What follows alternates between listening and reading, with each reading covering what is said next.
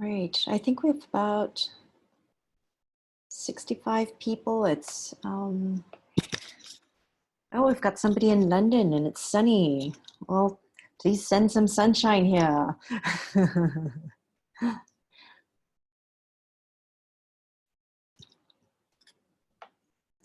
Yes, please feel free to put anything you'd like in the chat group. Feel free to use the chat anytime you'd like to ask any questions.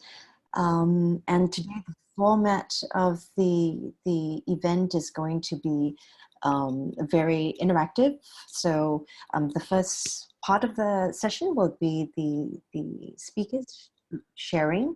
And then after that, we'll be opening up to Q&A. But anytime you have any questions, you want to jot it down before you forget, just put it into the chat group.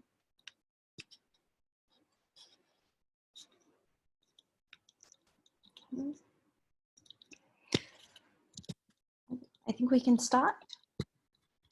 Yes. Hi, good afternoon, everyone, or good morning, or good evening, wherever you are.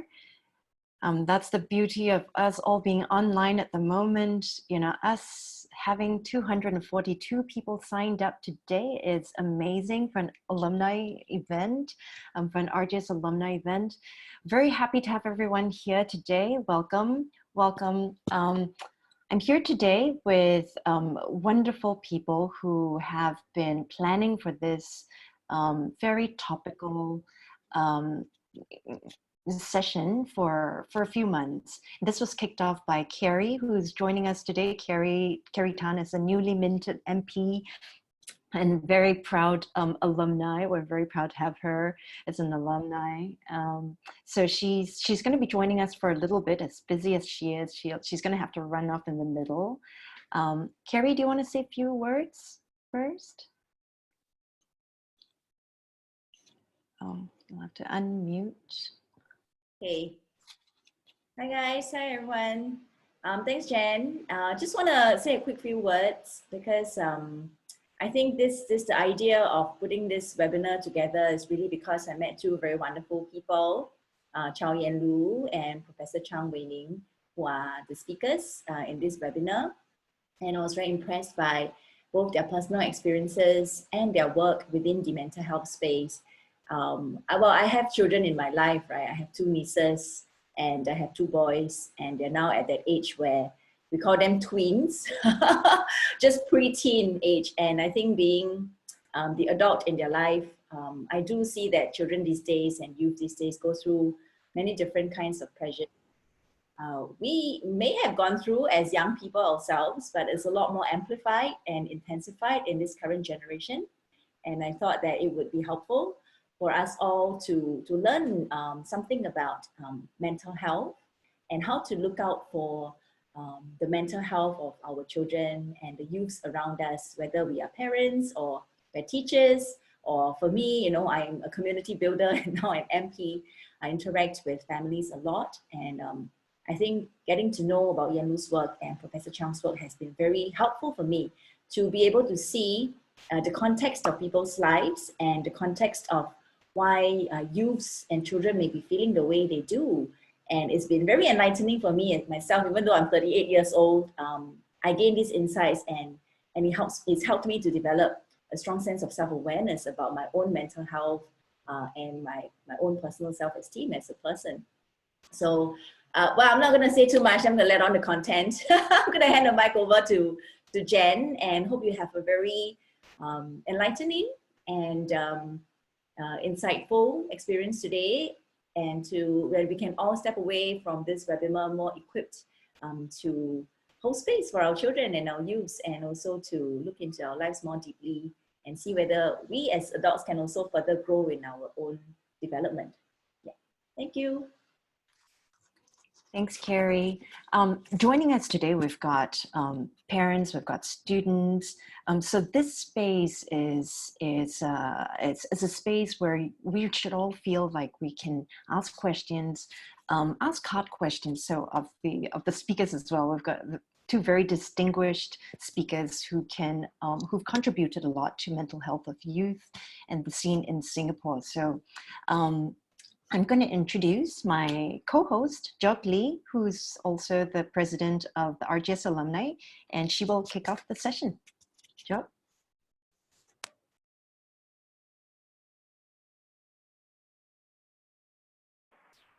Thank you very much, Jen, and such a delight to see everyone. Thanks, Carrie, for taking time to join us despite your busy schedule. And like Jen mentioned before, Carrie, brought this together. Carrie introduced Yan Lu and the Prof to us, and we decided that it was very important, a topic, mental well-being. So a very good afternoon to everyone. Welcome to the RGS webinar on empowering our youth in their mental well-being. We are delighted to have RGS alums. We're delighted to have parents of RGS, parents around Singapore and overseas as well, and youth that step up and people in the community. Our youth are our most important asset. They are our future. They shape our future. It is a privilege and responsibility to nurture their well-being in partnership with them. We're very heartened to have youth stepping forward this afternoon to register for this webinar, to learn together with us on how best to thrive in this challenging season of their lives.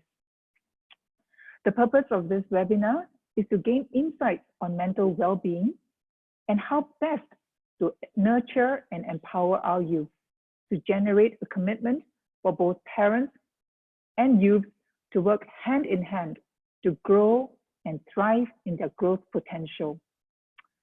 This webinar is being live streamed on RGS Facebook. It will be recorded and uploaded on the RGSA website, Facebook, and social media platforms. Please feel free to send in your questions and comments during this live Zoom chat. Our panelists will try their best to answer as many of the questions as they can. Without further ado, I will call on the first of our two esteemed speakers, Professor Chang.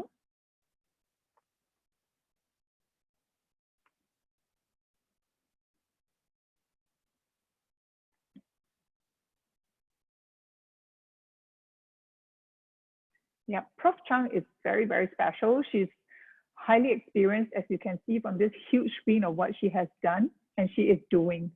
So without further ado, I shall let Prof. Chang lead us in this session. Prof. Chang, over to you.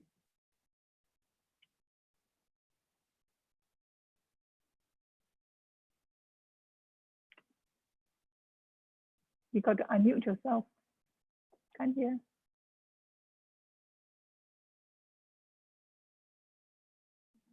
Yes. Can't hear you. Can't hear you. Prof, we can't hear you.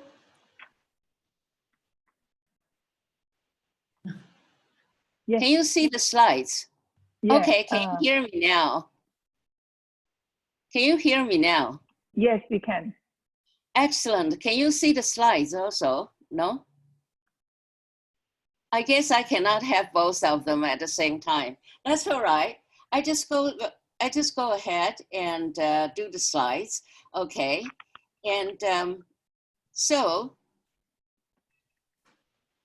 what is mental health? Okay, there are actually two issues involved. There are two problematic conceptual problems involved in the definition of mental health. Does the absence of mental illness actually meaning the mental health is functioning healthfully? And what is healthy function state of the mental health system? So it seems that we as psychologists seem to have all gone the wrong way. Since the beginning of modern study of mental health, psychology and psychiatry, we've gone the wrong way. We knew more about mental illness, mental abnormality, and healthful functioning of a mental system. We know more about suffering than we know about happiness. We know more about human weakness than we know about human strength. We try to explore more about unconscious than we know about consciousness. So more importantly, we use the mental illness models to explain mental health. The story of a man, it's like a story of a man looking for a lost coin. In a ditch, people ask him, why are you looking in the ditch and where there is no light? And he said, well, I cannot look at in the middle of the road because there is too much light. It seems that that's the problem about our search for mental health. We've been looking the wrong way. So owing to the influence of humanistic movement in the US since 1960s and the work of anthropologists and so forth and so on, we now want to know what really is mental well-being and the well-functioning of our mental health system. Mental well-being is not simply absence of mental illness, but refers to the healthy functioning of the mental system, meaning actualizing one's innate potential, making contribution to the community, as well as feeling happy and satisfied. Okay, so we look at human destiny, you know, why are we here? Okay, what's the meaning of life? And as human beings, we are living beings. Throughout human history, people have been asking for this question as to what is life all about? And then we can know what well-being is all about. We may look into Aristotle's teaching, where based on his observation of human behaviors, he proposed two different destinies that our life actually is moving towards two directions. And one direction is actualizing one's potential and seeking happiness. And so we look at these two dimensions. And so towards these dimensions, human beings have a growth drive, okay? It's like the heliotropism, which is moving towards light, attracted by light, and heterotropism, moving towards water, and so forth. Human beings are moving towards achieving happiness as well as actualize one's potential. Therefore, if we look at plants, I'm an avid gardener, so I love to look at plants. So plants, okay, plants driven by hydropolism and the heliotropism in different ecological contexts would develop different shape, structure, and functions. And contrasting to a forest tree and with a joshua tree in the desert, we found in the rainforest, because there is a lot of light, a lot of water, so that the trees grow very tall with very broad leaves. And while a joshua tree in the Xinjiang desert, okay, where there is a lot of light, however, there is not water. Therefore, its stem and leaves are very small, and you can look at this like suffering old men, but its roots can go very, very far and very, very strong. So human beings then in different, as we said earlier, we have two growth trajectory, okay? Two growth trajectory there. And with this two growth direction, however, these are human, universal, but in different context, these two, as the ring tree in comparison to the joshua tree, they may have different emphasis in the different functions and especially in the different values and manifestations. For instance, in most Asian countries, they develop in tightly knit communities with values that emphasize interconnectedness and the collective. We live in Singapore. I grew up in Chinese communities so that you know what this means. And while people in North America develop in sparsely populated areas, such as the frontier lands of Western United States, and interconnectedness to others would then not be as important. Okay, others are not as important. The collective, be it the family, the community, the country, are not as important as in our lives. Hence, they develop and manifest the two basic drives differently. So here we can see a contrast of those who live in the crowded East and those who live in the West. Okay, our self-esteem is a little bit different. Our self-esteem is a dynamic one that is accepting the individual, but cultivate the individual, that you are not, remember when we were young, my parents always say, well, you're not good enough, you need to do this and that. But this does not mean that you have no value. It is your responsibility that, and also our meaning of the self is that it is continuously growing. It is both a privilege and a responsibility to cultivate, to develop the self. That's our self-esteem, a dynamic, growth-oriented. In contrast to Western self-esteem, which is less dynamic, meaning currently how good I am, okay? And it's not as moving and dynamic as ours. And we also, in terms of, in modern Asia, we also value emotional intelligence, social intelligence, resilience, and cognitive efficacy. And while in North America, they fancy acceptance, not necessarily with, dynamics, and positive relationship with others. Autonomy, okay, you could see that this is independence, independent functioning that is highly valued. We do not see it in our study in the Asian context. Does not mean that we do not value autonomy. Only our concept of autonomy is self-independence, but in context, in conjunction with others. And Westerners talk about environmental mastery, while we talk more in terms of resilience, how to fit and grow with the environment rather than conquering it. Okay, so our purpose in life, and they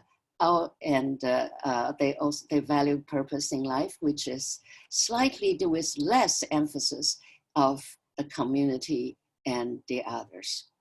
So if we look at broadly the difference, okay, of the East-West difference in terms of what is well-functioning of the mental system, what is the growth and development of the individual. This is North America, okay? This would be the 6 dimensions we talked about earlier. And we here in Singapore, very modern and very prosperous, highly achieved, as well as achieving environment.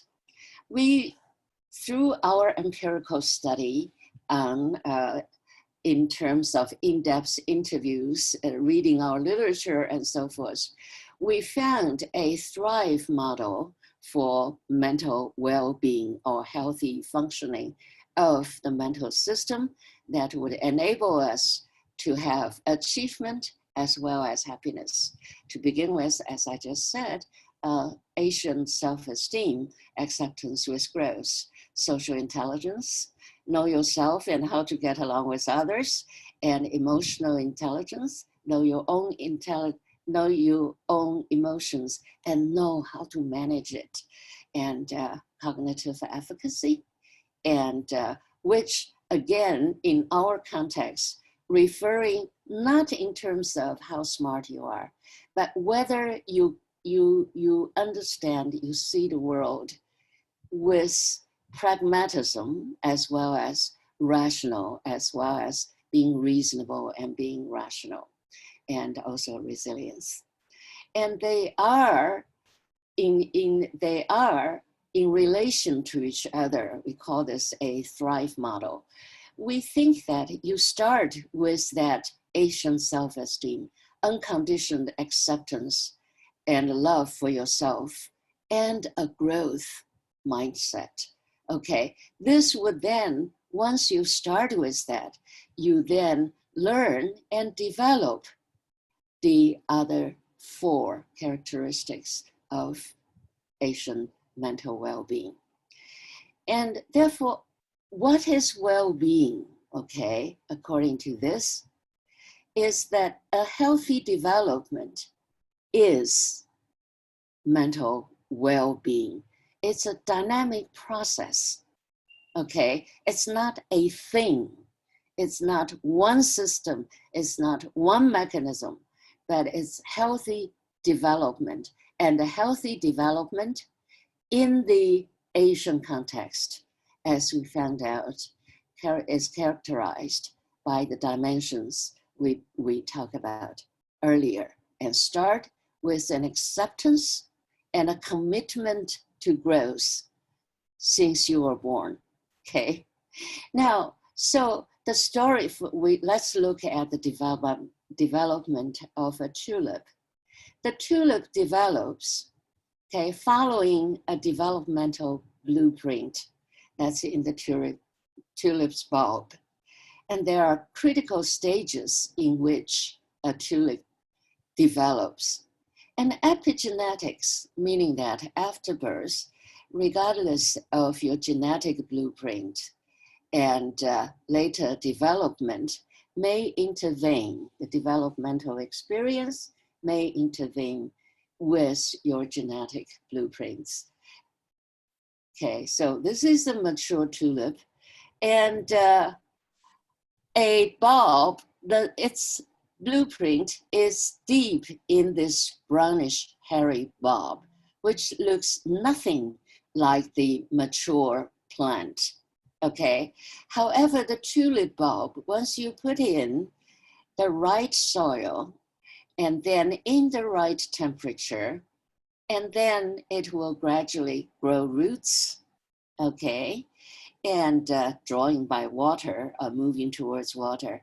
And also in a different time, after a month or so, then the tulip bulb will draw a little plant. And after 2 months, it will grow leaves. And after another 2 months, it will blossom, okay? So that we talk about our genetic blueprint of what we can do, what we like, and so forth. Our genetic blueprint is in, like the tulip's bulb, is in the bulb. It does not resemble the mature person or the mature plant, but in the right environment, human potentials also unfolds, okay, at different times, okay, but towards the direction predetermined by the blueprint. So we are talking about not only just having the potential, but the potentials unfold or develops at different times, critical stage of development. So how do we, once you let this natural process grow, then the child who began as the cuddly little baby would then become a mature adult, and the mature adult is would actualize his or her potential, which is how we determine achievement. And I do not think that happiness is something that one likes to directly cultivate. Happiness is something that actually comes with the being able to actualize one's potential. Happiness is in the process of growth. So how do we given this background, okay, given that now that we know what's going on, okay? So how do we raise an achieving and happy child, okay? So we must identify the child's potential. So how do we identify the child's potential? Okay, we'll talk about that. And and then we have as parent, we have a child-centered nourishing and cultivation interaction with the child. It's now, I think the critical word is child-centered, okay? And attending to the natural space and rhythm of development of the child's different functions as we attend to tulips, okay, developmental stages, its direction, and when to develop, when does the flower come. And rather than actively suppress or control this particular growth and development of the plant nor the child, okay?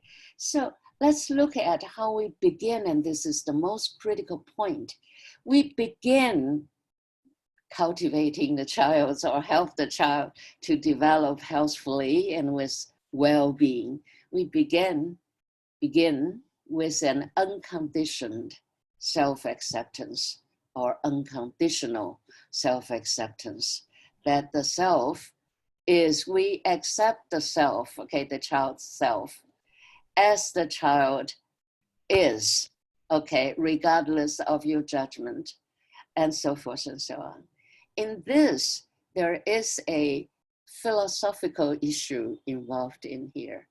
We all, especially Asian parents, we are good gardeners, and we are wonderful parents, but we normally have an ideal child in mind, as well as an ideal person, okay, in mind, a model of that. Therefore, if the child, it does not fit into your ideal model, we find the child, well, we wouldn't say you would not accept the child, okay? But you find the child, you need to maybe do a little modification, do a little intervening or guidance and so forth in order to fit into your mode of acceptable child. Or worse still, you tell the child, well, you don't do this or don't behave like that. Otherwise, I don't want you anymore, okay? 我不理你, 我不要你, as we Chinese parents like to say, things like that. Therefore, the acceptance of the child, or the child understanding of whether I am acceptable or not, depending on what you want the child to do, that is not very good, okay? And also, however, in addition to accepting the child as is, and the child learn to develop the concept also of accepting his or herself, we must couple with this a growth mindset, that the child is ever growing. And so in the child, we also need to give them nurturance and cultivation. And in addition to in addition to acceptance. So we talk about parental responsiveness. What does this mean? Meaning that as the child looks at the parent, or especially if the child develops, self-initiate either a crying or a laughing behavior, that the parent respond to it, okay? Respond to it, okay? Consistently respond to it, okay? And with positive, accepting attitude, okay? And this is this is now coming back to what we are talking about earlier, a child-centered. Therefore, whatever you do to the child, you smile or you give the child something, or even negative attitudes or behavior towards the child, is responsive to the child's behavior. By doing this, then, you acknowledge the child's existence and the child's acceptableness. Okay, so that's parental responsiveness and child-centeredness are actually the two sides of the same thing. And this is very, very powerful in terms of developing the child's self-esteem. And then if we look at, so we also provide opportunities for the child, okay? Read to the child, take the child to different environment so that the child knows that, for instance, child listens to music, and then child may then develop his or her music potential. Or you read, you know, many of us Asian children were taught to read at a very early age, and then the child then, the potential for reading, writing, and so forth are activated. And so one must create, okay, multiple wide rich exposure for the child to potential to get activated or to get noticed. And then create opportunities for the child to learn and providing positive feedback as much as one can to the child's activities. So if we talk about the Chinese often talk about 孟子三迁, 孟母三迁, Mencius as a very important ancient Chinese philosopher, only next to Confucius in terms of his influence of people's values and ideas, worldviews, and so forth. Mencius' mother was first lived next door to a butcher, and found the child then learns to do butchering, and then lived next door to some martial artist or so forth, and the child learns to jump up and down, and then finally, Mencius' mother took the family to next door to a school where children are learning. Then, well, the rest of the story we all know. So basically, it's a nurturing by being responsive, being encouraging, while also provide the environment, okay, of exposure, okay, of models for the child to learn.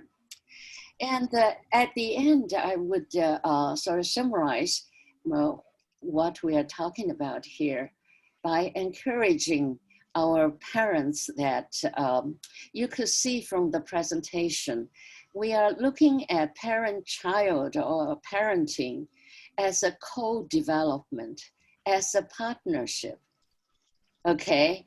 And then we are talking about life as a continuous journey. In this partnership, our child help us activating the potentials that we did not know a lot of times. Along the way, we of course said so much, help the child to develop his or her potential as as she can. So life is a continuous journey. So we talk about these three basic ideas, which might be a little different from traditional ideas about mental health or parenting. Well, thank you very much. I've taken you too much time. Oh, thank you very much, Prof. Chang. It was really very enlightening sharing. And I love what you say about how we can powerfully activate our child's growth potential. Exactly. Thank you so much for your sharing. Thank you. And next, I shall call up Mr. Lo Yan Lu, Chow Yan Lu. I'm sorry, Mr. Chow. In the last sentence that he mentioned in his amazing biography, biodata, I shall share right now.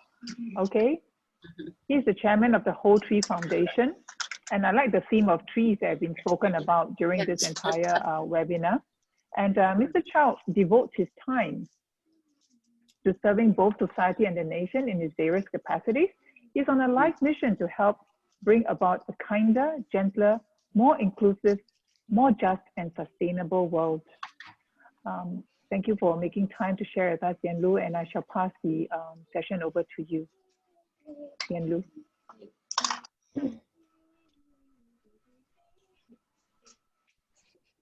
我懂你要睡觉 right 啊，那个。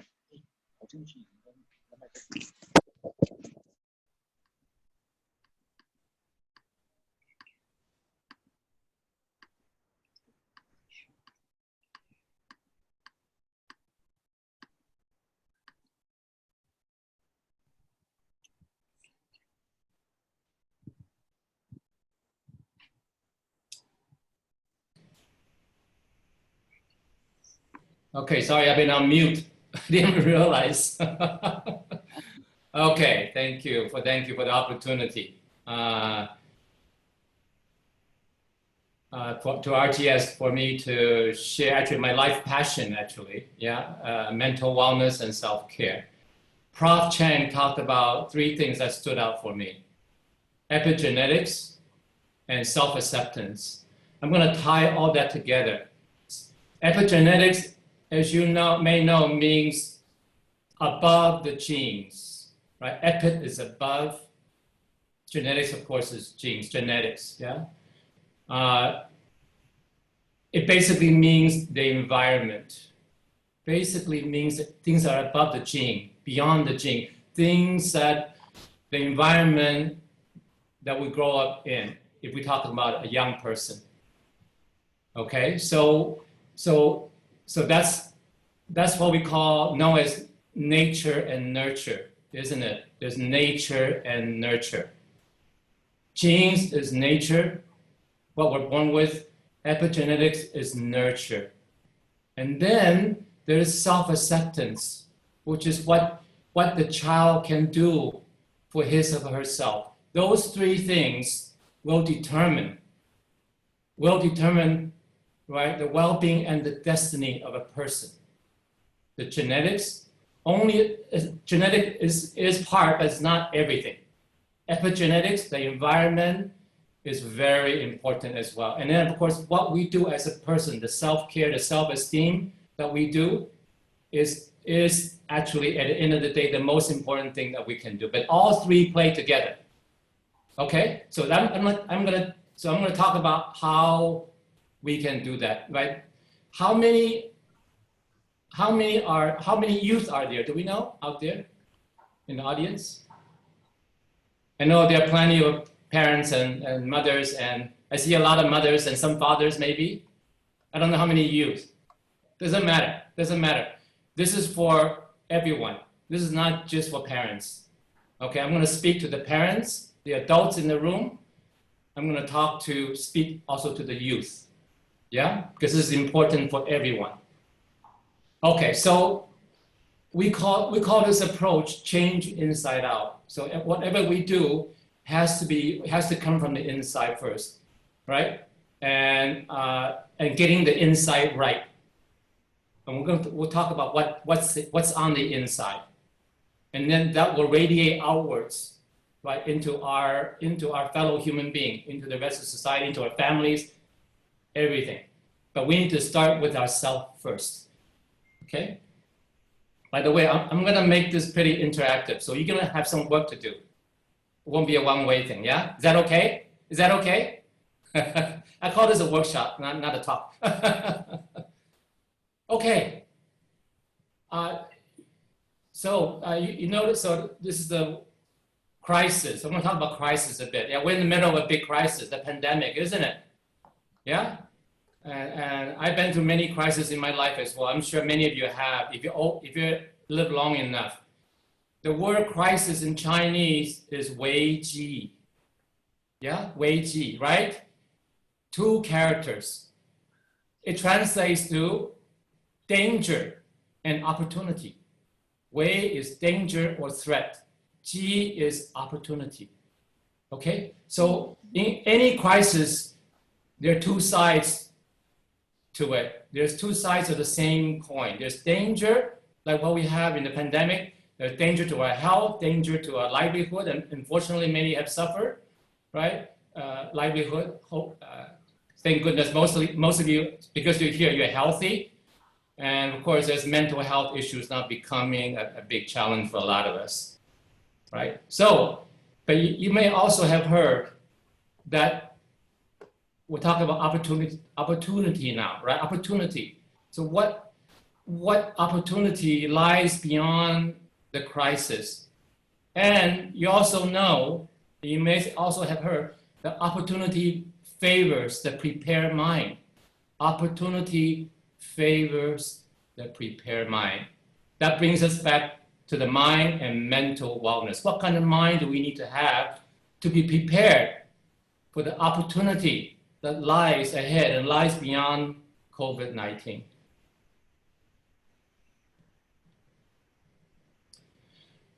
Quickly, just share a bit of my personal story, why I'm here actually. Almost 11 years ago, I suffered a major family event, a family tragedy, a personal crisis, really. We lost our son and only child to suicide at the age of 26.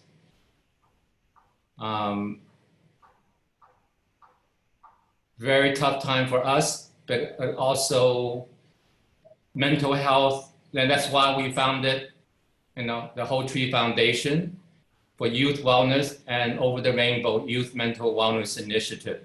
Yeah, youth mental wellness, especially youth mental wellness, but for everybody really has become my life calling, my life passion. By the way, this month actually is the founding of, it's the 10-year anniversary of the founding of the Whole Tree Foundation. 10 years this month. So a very eventful time for us. Opposite of mental wellness is, of course, mental illness. And why do we have, how does that come about? How does the troubled mind come about? We heard about, different disorders, mood, anxiety, stress, depression, manic depression, and the like, right? Delusion and the like. And the troubled mind is one, and this is a continuing research. The mind is actually, I would say, we're at the age now where we can go to Mars, right? Commercial travel to Mars will be soon a reality. And we can go down to the quantum level. We can see things at the quantum level. Yet we understand so little about the mind. The mind, the human mind, us, right? It's really the last frontier, okay? I think, in understanding, us as a race, as humanity, and understand civilizations, right? It's the mind. And why we have troubled mind? Because we have a mind that is fragmented. Where does this come about? That is divided, disturbed, distracted, disenfranchised, distressed, deluded, even depressed, delusion mind. But these are all causes caused by many things. We talk about genetics, we talk about epigenetics, caused by many things, right? That happens to us when we're growing up and when we're adult. Maybe some suffer from childhood trauma, and that has a major effect on our mental health. Some due to, the family environment. Sometimes family environment is not very conducive, especially with abuses. Right? Some happens during school, when they grow up in school. Some happens in the workplace. Right? And nowadays, especially with the social media, that causes a lot of these problems for our young people. So we need to bring our divided, distracted mind into wholeness. We need to bring the mind, the body, and even our spirit back to wholeness. And that's what mental wellness is about. It's about making us whole again. Because you know what? We were whole once. We were all born whole when we're babies. You know what society does to us? Yes? So we need to bring ourselves back to wholeness. The first thing to begin, I'm going to ask you to do some work. I'm going to ask you to quickly to think about 3 things that you're grateful for today. 3 things. I want you to type it into the chat window. Yeah, you know how to do that, right? Type in 3 things that you are grateful for today. Every single one of you. Because I'm sure everyone here has lots to be grateful for. I can think off the top of my head 10 things or 100 things I'm grateful for. Can we do that now? I'll just give you a few seconds, yeah? 10, 15 seconds. Quick, no need to think. Comes from your heart. But no stress though, no stress, huh? Just. Yeah, great, yeah, see, wow, grateful to be alive, to everything we have, friends, family, health, have health, how important is that? Health is wealth. Stability, my colleagues, I have security. And I just heard someone I know that her husband just lost her job, you know, the main breadwinner.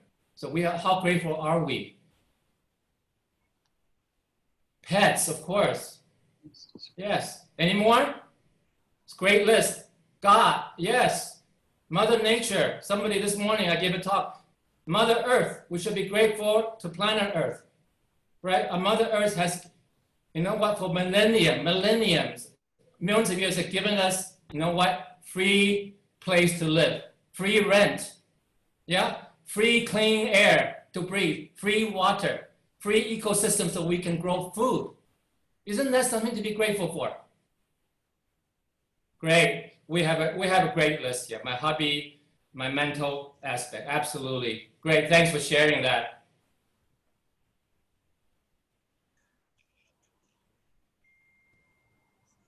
Okay, so self-care, that's our main topic for this session. So we talk about self-care, it's about filling your cup. It's about filling your cup. And why is that important? And what do we mean by the cup? What's that cup? The coffee cup? The tea cup? I know Prof loves to drink tea, so do I. Because you can't pour from an empty cup, you know? We're all in the business. All of us here are in the business of caring for other people, right? We're all caregivers in one capacity or another. Yes? Whether it's to your family, your kids, your parents, your partner. But we cannot care for another if we are running empty. So self-care is about filling your own cup first. How important is that? So I'm going to ask you quickly, no exercise, how full is your cup? How full is your cup? Right, I have a measurement here. 20%, 40, 60, 80, 100%? How full is your cup? Some people have a cup that's running over. Fantastic. 120%. Right, I have imagery of a cup running over, you know? So do you have a cup that's running over, or do you have a cup that's near empty? Ask yourself that, because that is the foundation. The answer to that question is the foundation of everything else that you do. Okay, I'm going to introduce you now to your three friends, yeah? Which you all have. We all have 3 friends, right? Who will take good care of us if we take good care of them. We all have the 3 friends inside of us. Who are these 3 friends? Oops. Oh, okay. Okay. I have a slide, but I skipped that. Okay, one, of course, the first friend is, guess what? It's our breath. Our breath. You can breathe, right? Yes. Our breath, of course, the first and last activity of our life is breathing. The first thing we do when we come to this world is breathe, to breathe, right? Besides crying out loud, is to breathe. And the last act, of course, is a breath, right? When the last breath is gone, we leave this world. And not only that, the breath is primary way where we release the toxins in our body. 80% of our toxins goes out through our breath. About how important is that, right? many of the illnesses, including things like cancer, is because we don't have, our bodies, our cells are not clean. We have toxins that causes cells to mutate, for example, right? So it's very important and for us to rejuvenate, we need to be able to remove toxins. And the primary way is through breath. Of course, there are 3 other ways I won't talk about here. You know what they are, right? So breathing is actually very, very important, yeah? So what I'm gonna do, okay, so sorry. Okay, so I'm gonna do, we have time? Okay, I'm gonna ask you to do I'm gonna do a very quick mindful breathing exercise. So I'm gonna ask now you to sit up straight. Sit up straight. Your body straight. Yeah, your shoulders relaxed, head straight, your spine straight, shoulders relaxed, hands on your knees if you wish. Okay, let's begin by taking an eyes closed if you wish. Let's begin by taking 3 slow deep breaths to bring energy and relaxation into your body.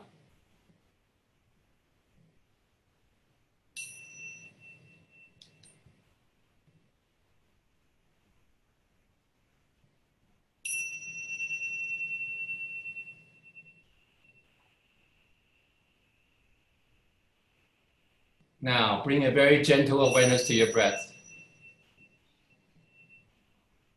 Your in-breath, your out-breath, and the space in between. Breathing in, pause, breathing out. Breathing in, pause, breathing out. Just very gently focus on your breathing for the next 10 seconds, 15 seconds or so.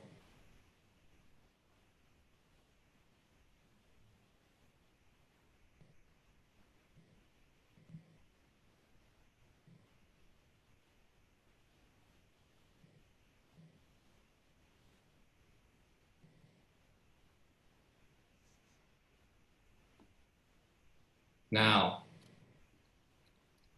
we can end the session by allowing inner joyful peace to arise. Breathing in, I'm calm. Breathing out, I smile. This present moment, wonderful. It is so good to be alive.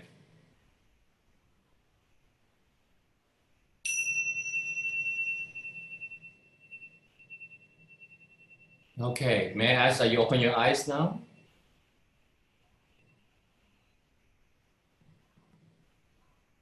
Again, this 1 minute mindful breath work, something simple that you can do. This is something you can take away with you. You can do this any time of the day when you feel, anxious or distressed or in a rush, right? Or just needs a minute of just kind of me time, right? Just do this mindful breathing. Okay, you may immediately settle into a calm. Okay, the other friend, okay, that's our breath, right? That's our number 1 friend. Remember that one, yeah? Don't lose it, okay? Second thing is a body, yeah? And the way I'm gonna show you is to take care of our body so that it can take care of you through the head rub. So I'm gonna ask you now, yeah, just to take like what I show on the screen. Just take your hand, your 10 fingers, and just dig those fingers into your head, and then just give yourself a very nice head rub on your skull. Dig it in, okay? Just dig it in. I know some of you have beautiful hair, but that's okay. We can. I know you don't want to get it messed up, right? So we'll take care of that after this. Yeah, this is more important to use a head rub to kind of release, right? Release your parasympathetic nervous system.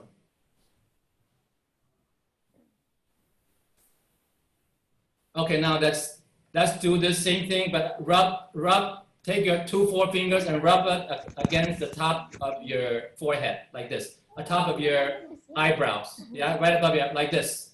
I know some of you do this already. If you have a headache, you can just do this, and it releases the pressure right away. Just do this. It works for me all the time. My cup. I'm sorry, I think Okay. I take either at the coffee table or the Yeah, good kitchen voice. table where I always put my cup. Thanks, big girl. Okay, lastly, I want you to do this short exercise. Hand on the heart.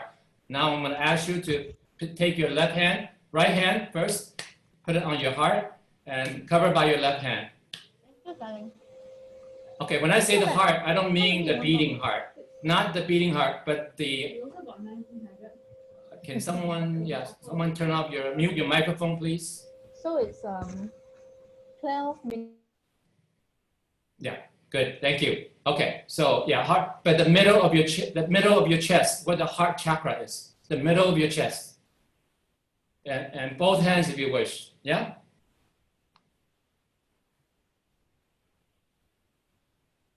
Okay. This is one of the most powerful tools that you can use to restore a sense of calm and equilibrium in your body-brain axis. Okay? It is strong enough to calm you down, to prevent during a panic attack. Yeah? So place your hands on the heart, breathe gently, softly, and deeply into the area of your heart. Right? If you wish, breathing a sense of ease or safety or goodness into this heart center. And next step, remember one moment, just one moment when you felt safe, loved, and cherished by another human being. Don't need to recall the whole relationship, just that one moment. Could be a partner, a child, therapist, teacher, could be a spiritual figure, or even a loving moment with a pet that you have. Yeah, as you remember this moment of feeling safe, loved, and cherished, let this feeling wash over your entire body and savor that sensation.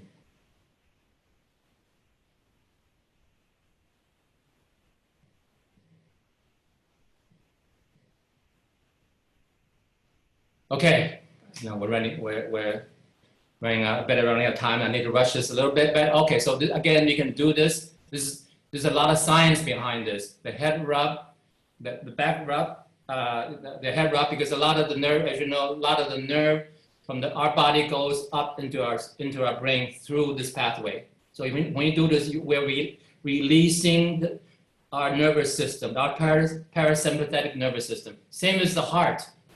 Right, there's a lot of neurons actually in this area. So when you do this head on the heart, it generates something called oxytocin, a neurotransmitter, right? It's the hormone of love and connect. And some of you know this already. So do this, again, these things very simple. You can do it anytime, for yourself, for your own self-care. Okay, lastly, I'm gonna talk about nature. We talk about how Mother Nature, how planet Earth, how she takes care of ourselves. Nature nurtures, nature heals. Spend time in nature.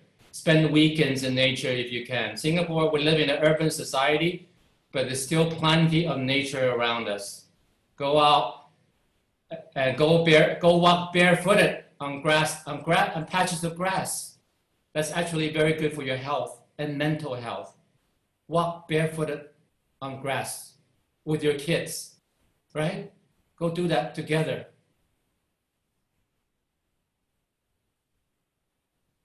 Go next to water. Water has what we call generative power. You know that human being, adults, we're 70% water. You know that already. 70%. Babies is 90%. So when you are next to water, right, the water will nourish you. It gives you the energy. Try this. Go out to nature, go next to an ocean, go next to the water. Same as trees, plants. Right? I love trees. Go out to nature and spend time, energy. Nature will nourish you, will give you the energy, especially if you feel depleted. By the way, and Prof will appreciate this, right? There's a world universe out there. There's also a universe within us.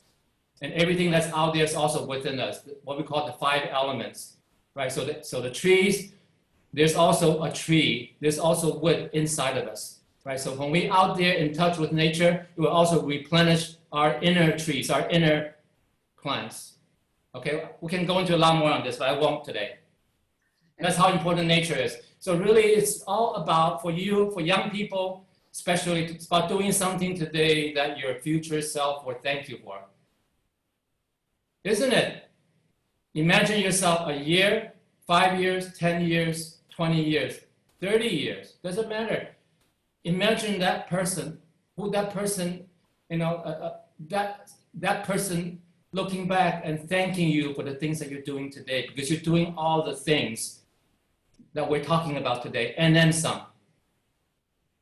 All the self-cultivation, all the things that Prof talked about. Quickly, if you want to go into further into this practice, I call this, this is what we teach and we promote at Over the Rainbow, holistic self-care. Corresponds to physical well-being, intellectual well-being, emotional well-being, letting go toxic emotion, cultivate positive emotions, maintaining curiosity, staying hungry and staying foolish. And of course, social well-being, making time for family and giving support and supporting support from others. Yeah, contributing to the community and volunteering, very important for a cause you're living. Living authentically, know your values, be connected to your values, manifest your values. Yeah, acting from your truth. Connect to your highest self.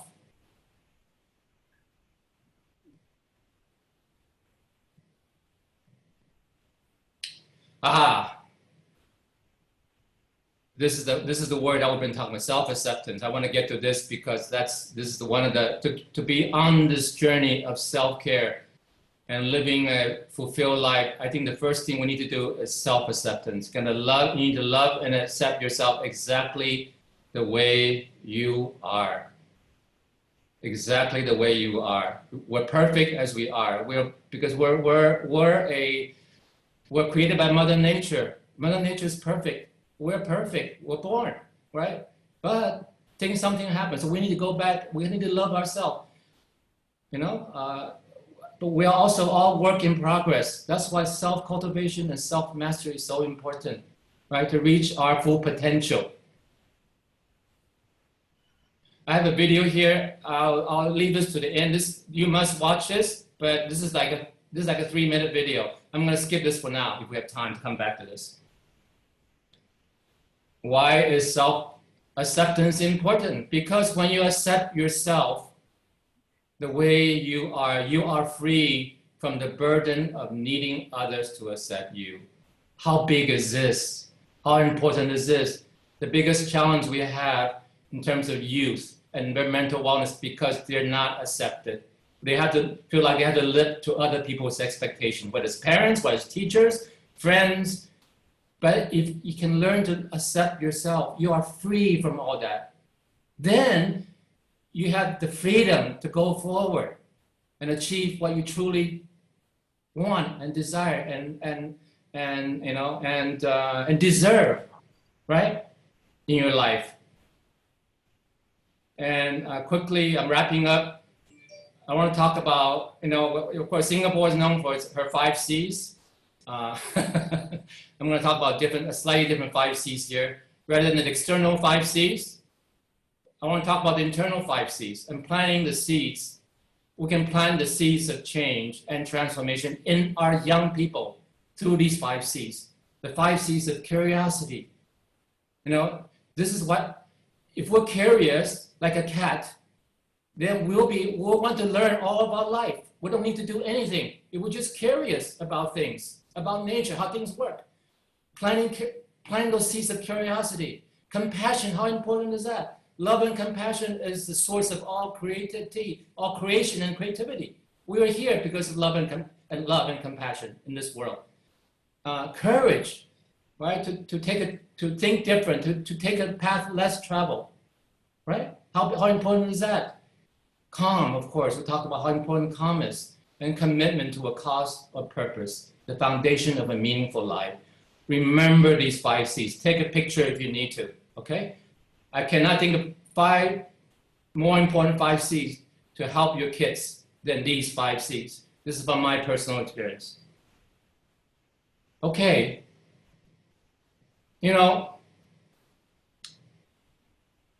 a caterpillar knew his destiny, his or her destiny, even when he or she was in a cocoon. Right? So if we can get rid of that cocoon, get rid of all the self-limiting and self-harming beliefs, guess what? We can all break out of the cocoon and turn into a beautiful butterfly. This is transformation. This is self-transformation. We can go from a 2D being into a 3D being. We can fly. But we need to know that our destiny is a butterfly, which we all are. Thank you very much.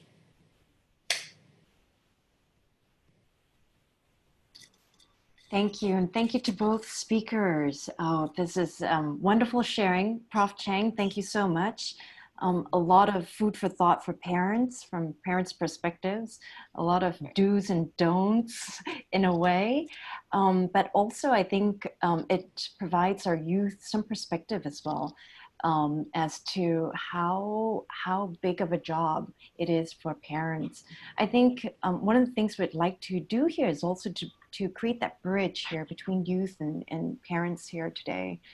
And Yen Lu, after that one session, I felt like I've gone through a yoga session and I'm all good for today. Thank you for those tips. Those are great tips for everybody, whether you're a parent, whether you're a teacher, whether you're youth, whether you're dealing with something, and these are very quick tips. I love the 3 best friends. Those are my 3 best friends right now. Thank you. I think one of the things, so we're going to go into Q&A now. I think one of the things that I'm picking up from the chat group right now, there's one question that's come up, and it's actually quite related to something else, but maybe 2 sides of the same thing. It's about how you balance self-acceptance with people's expectations. There was a comment earlier on about the Asian mentality, the Asian parents' mentality of projecting their expectations on children, but also the other aspect of potentially wanting faith. So in a way, it's also other people's expectations or society's expectations. So how do you balance accepting your child or accepting yourself, versus other people, what people expect of you? Either one of you. Yeah, I'll leave the tough, as I say, I'll leave the tough question to Prof. So.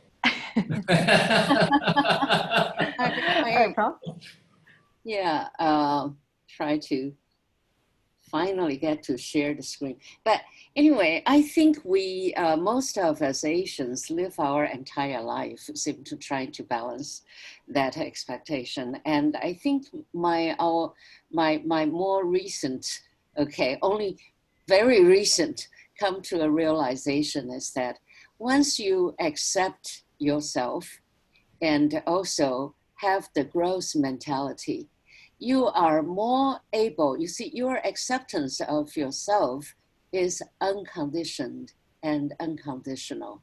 So whatever yourself it is.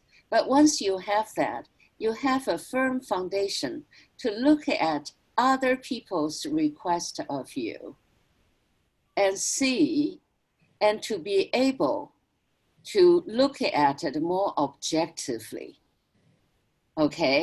and to evaluate whether this is actually acceptable and is it good for me as well as for the other person. Then with your growth mentality, then you can cultivate towards that direction.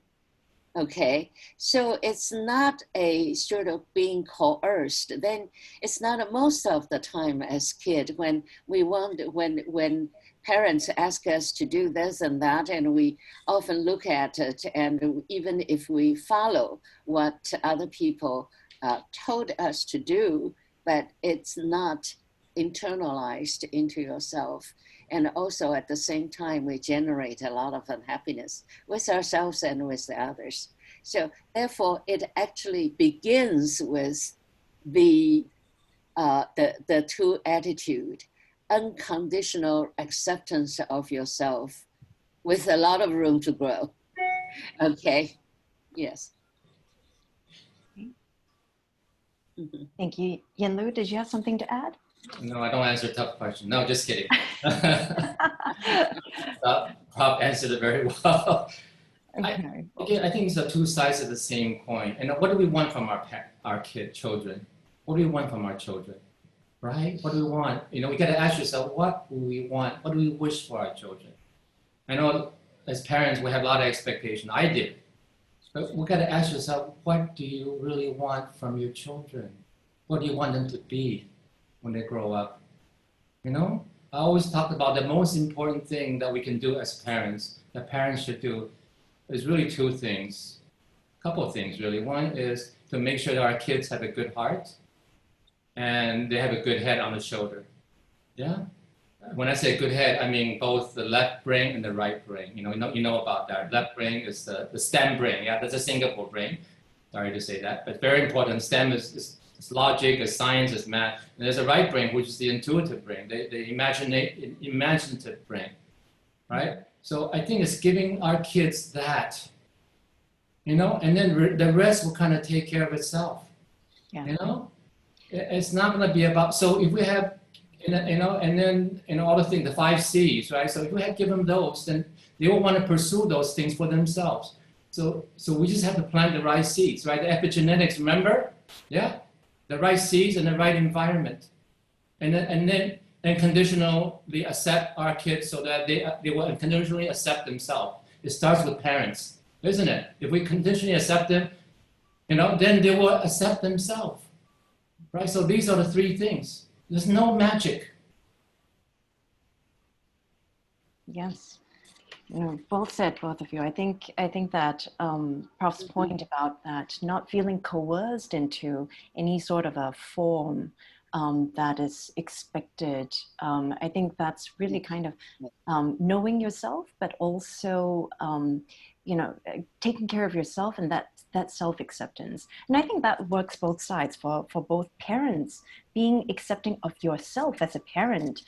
And then, you know, first taking care of yourself before you take care of your child. I think that's a very important point that Yanlu pointed out. Yeah, self-care is for everybody, and parents, especially for parents. Mm-hmm. We also stress, we're juggling so many things, career, family, kids, everything, right? So I think but the first thing that we need to do is really to make sure our cup is full, right? Because as mother, especially for mothers, because you're born caregivers.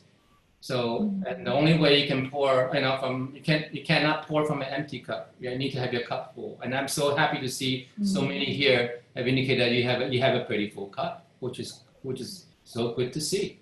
But that's where it starts, right? It starts with as full of a cup as you can, you know, and then the rest goes from there. Yeah, I think the cup are going to be fuller after today's session.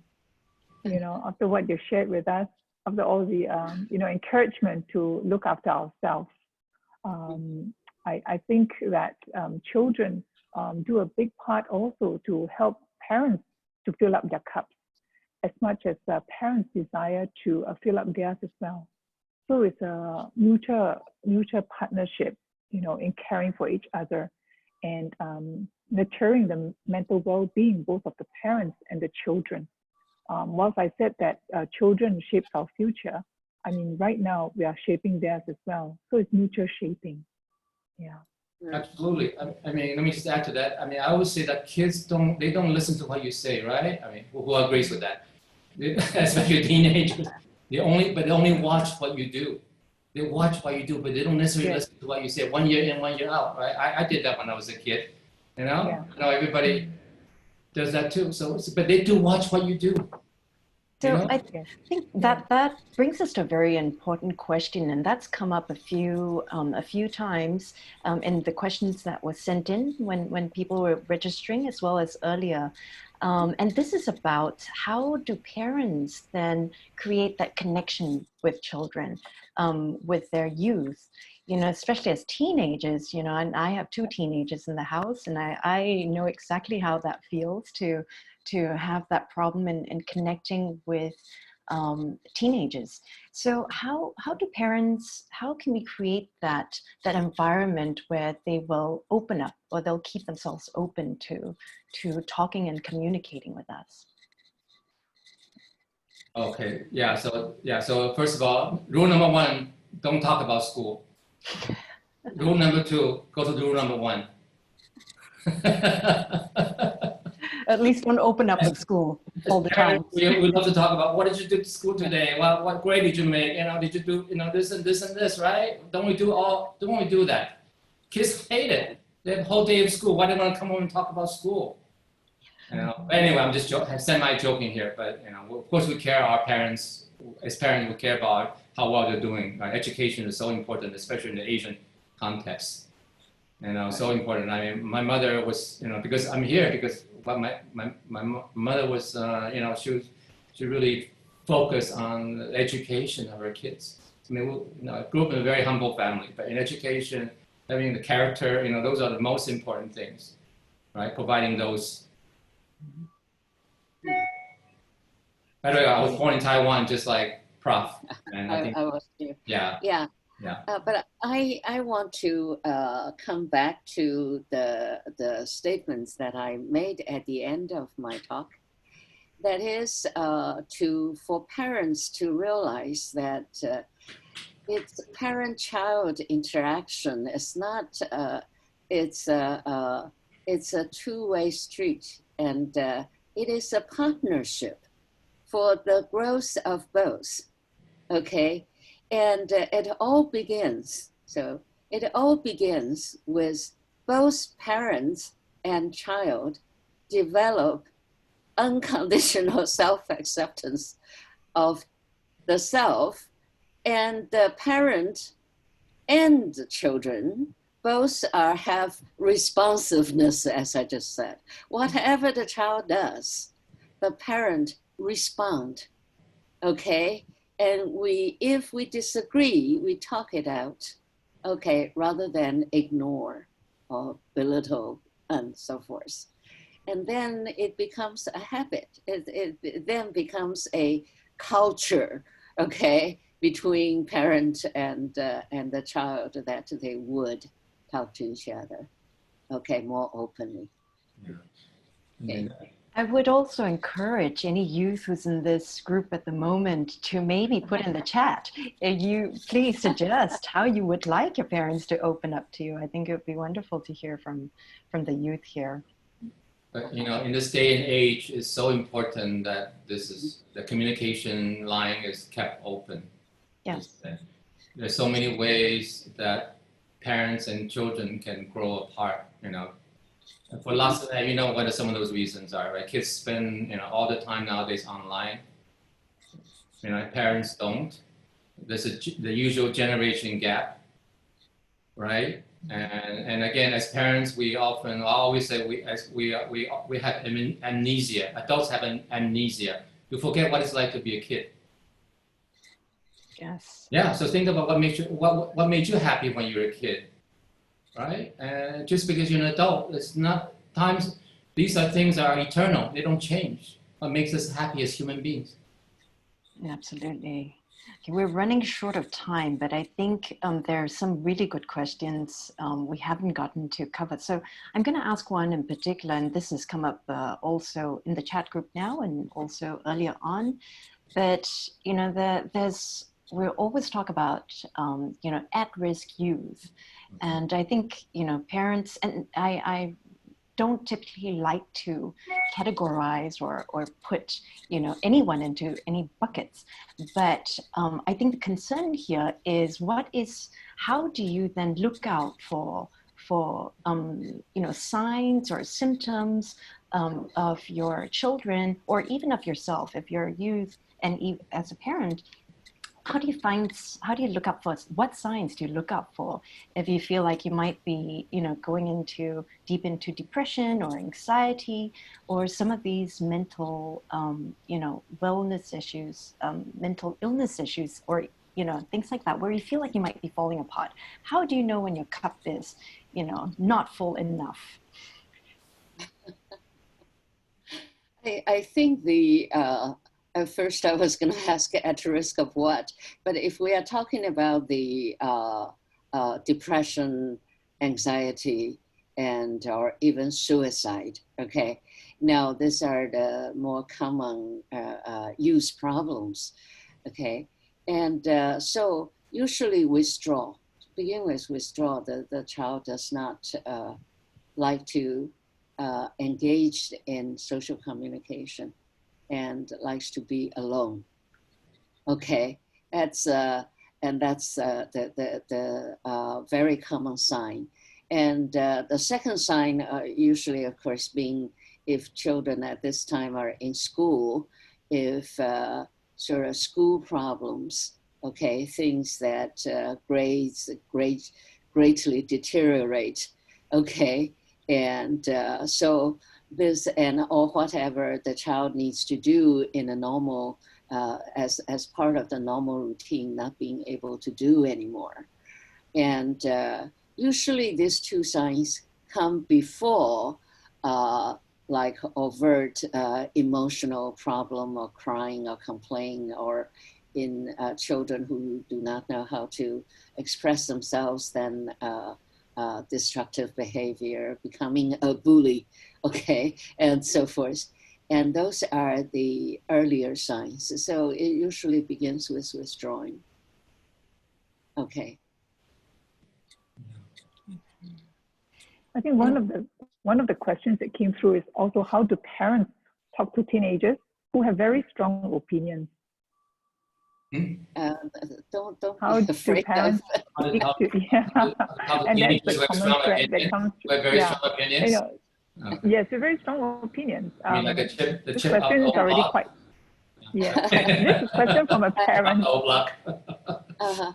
Sorry. I kept on going back to this self-acceptance on both sides, okay? So parents and children, both sides, well, learn this self-acceptance to begin with, okay? So that you are fortified, okay? And children also, they also need to know, children need to know, okay, when you if you start from very young, whatever they do, okay, you respond with acceptance, okay, and then the child would feel safe, okay, to communicate with you. And so it all begins, and parents also need to have self-acceptance and feeling full of herself or himself, so that they do not need a child's approval, okay, in order to feel good, okay. And so both sides have, so this would be habits or culture between parent and child that needs a long term to develop, starting from birth, okay. Well, I'm not kidding, because age 0 and 3, in terms of your feeling safe and secure about yourself, okay, actually starts at that age. And we can catch up, adults can catch up later. Let me add to that a bit. I think Prof talked about being safe and secure. So I think it is a job. Everything starts in the family, at home, with the parents. Everything starts with it. So I think, so I think, so parents need to be the first line in terms of any things that a child may experience. Needs to be the first, and that line needs to be open. And the way only can be open is that when the parent creates a safe space for the child willing to come and talk to the parent and to share their struggles. Too often, that space is not created. That line is not there, because we tend to. Last thing you want to do is judge, say, oh, you've done this again. Oh, right? We all tend to do that. So it's about remaining, accepting, non-judging, creating that space where the child feel like they can come to you, and they will if you keep that open. You keep your door open. Don't close your door. You close your door by being judging, being non-accepting. Mm-hmm. Thank you. I think the key is, like both of you say, is acceptance. The big A, Exactly. acceptance. Yes. And creating a very safe environment, which is non-judgmental, so that both sides can openly communicate. And kids, of course, sometimes they need their own space. And as parents, one shouldn't try to intrude in that space because they need time to respond even when we create the environment. We go like, hey, you have anything that you want to talk about? And they are just not ready. So I think as parents or as adults, one need to give the children space to be ready to reach out and to respond. And it's good to have strong teams, I believe. I have two daughters. They've grown up 20, 25. I'm grateful, grateful for them. Yeah. They train me as much as I try to train them. Yes. But we grow up together. Yes. Yes. Yeah. And one of the ways that you can do that, to communicate with your kids in that way, is to just say, exactly right. They may not be ready at a time to share something, but you can always say, hey, my door is always open. I'm here if you need to talk, right? So make sure that message is, that's the message that you're getting, right? We have someone in the chat group who has suggested, and I hope this is coming from a youth, the suggestion is to talk to youth about problems that the parents go through or went through as teenagers, so they know that adults aren't perfect or robot-like. Let them know their parents can understand their struggles. So I see that's one way to kind of... We talked about it already. Adults were kids once. Yes. Adults were kids once. So, yeah. Yes. We shouldn't have amnesia about that, right? No amnesia. Yes, absolutely. And I think one of the things that in Yenlu, when you talk about self-acceptance being equal to self-love and self-forgiveness, I think that also works when you take away that self. So acceptance, when you talk about acceptance of the children, of other people, it's also about love and forgiveness of the other person as well. I think that's very apt and very powerful. Thank you. Yes, thank you. And I think everything begins with yourself, though. To love others, forgive. You have to first to love yourself and to forgive yourself, isn't it? Yes, absolutely. I know we're running short of time. There's so many other questions that are great. I would like to see if we could maybe point people who are in this group today to resources. Yenlu, I know you have a lot of resources from the foundation. If maybe you'd like to share that in the chat group, and maybe also Prof. Chang, if you'd like to share any resources. Is there any burning questions at the moment? I think one of the things that we talked about, and maybe just to close this up, Prof. Chang, you talked about one of the signs, to look out for being withdrawal. So what, besides opening up that communication channel, that's my dog, with your youth, or with your children, how else can an adult or parents help their youth if they're not able to open up that communication channel? How else can they seek help or get their child to go seek help? Wow, that's a very, very difficult question. Okay, I think one should still begin with what Yenlu had suggested earlier. First, you have to let the child know that whatever there is, that she's loved and accepted. Okay, and that that parent probably would acknowledge that one's there seem to be some problem. And keep the door open if you wish to talk to me, or if you do not, then it's okay. And we'll look for resources or some people whom you feel comfortable talking to. Okay. And in our in I don't know, but in contemporary Singapore, it's not such a good thing to talk to a psychologist. Okay, but we all have elders, or maybe elders and friends, or aunties and uncles, as in the traditional Chinese family or community, or even nowadays in my community, they want to talk to me as an auntie, a teacher, rather than as psychologist.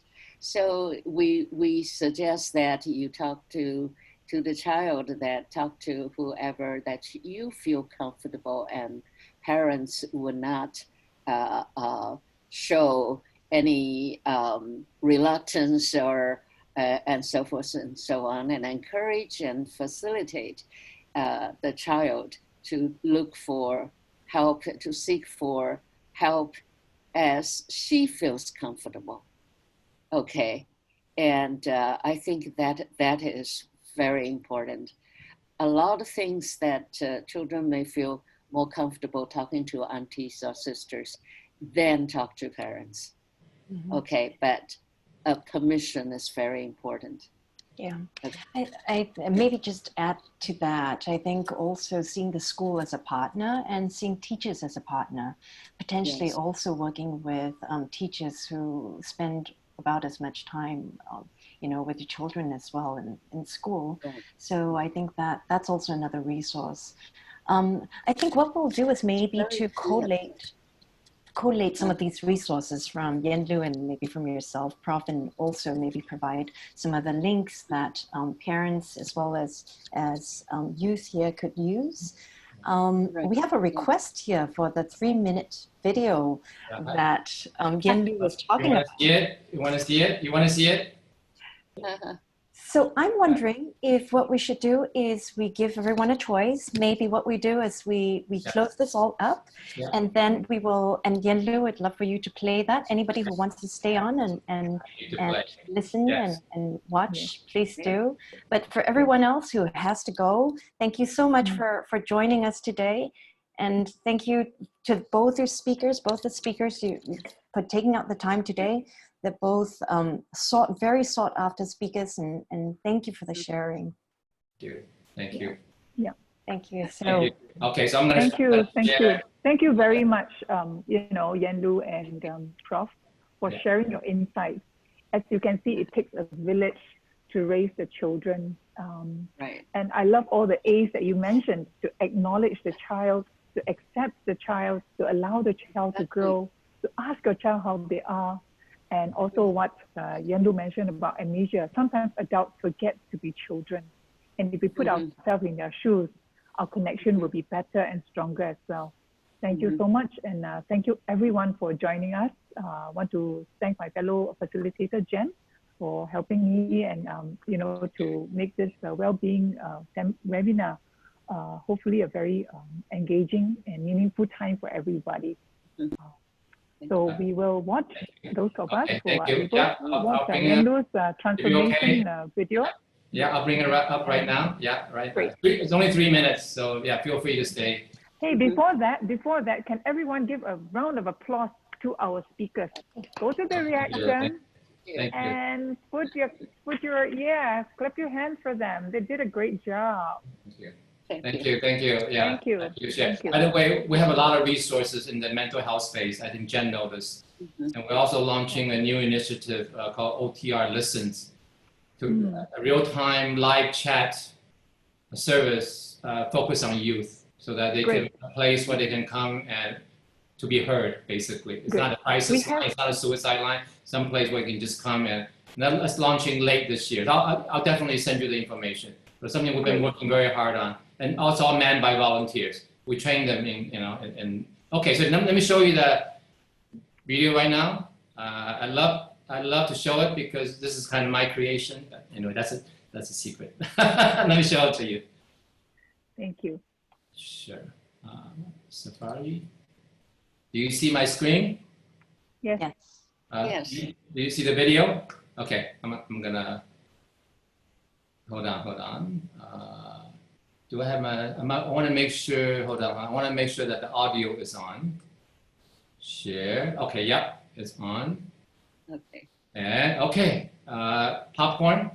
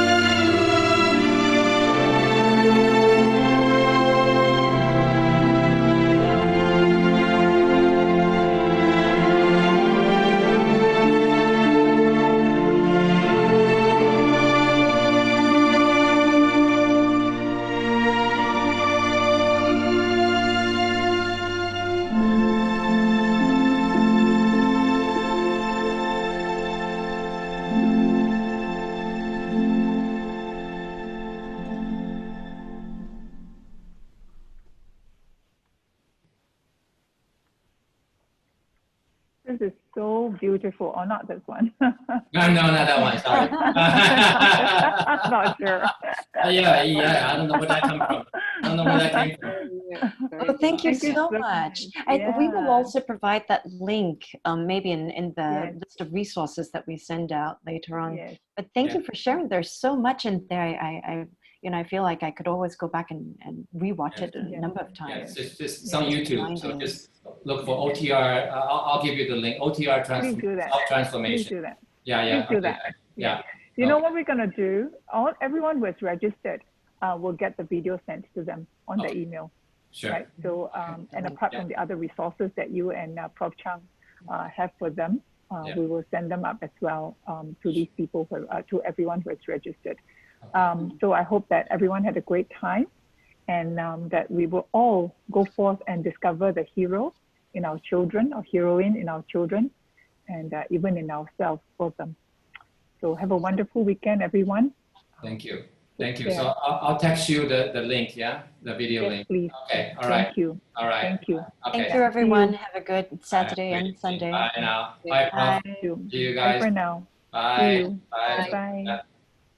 Yeah.